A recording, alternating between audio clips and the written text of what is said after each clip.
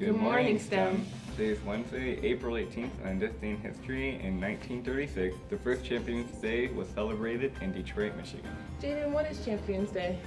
Championship Day is a special day set aside in 1936 commemorating the number of sporting victories and accomplishments by the Detroit, Michigan natives and team players.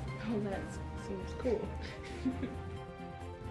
Remember, the AccuPlacer will be today for Chapter 1 and 2 students, and all you need is your laptop and pencil, and you'll be all set to go. And now we have Carly and Caroline with our hot topic for the week. On April 3rd, a shooting took place at the YouTube headquarters in Northern California. The shooter was identified as Nasim Nahafi Agdam. She claimed to be offended by YouTubers spreading fake news on social media.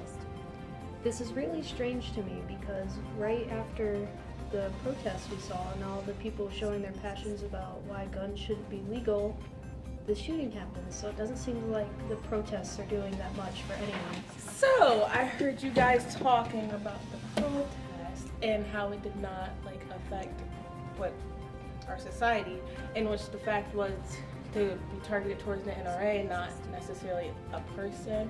This is more of taking guns out of the situation, and obviously it was one day after the march. Might not affect that much, but it was a big part of being aware and showing awareness to the problem.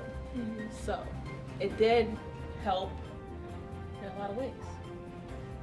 Why do you feel like people take their anger out on others and go as far as taking each other's lives? I feel like people seem like they have no one to talk to about the situation, which is a lot of an issue in a lot of different societies and so on. But that's not the correct way to handle it in that situation. So I was not defending them in that way. But still, I feel like people, if you don't have someone hearing your voice, that can be taken as the first action. So how do you feel about this happening right after we got back from New York City and so on?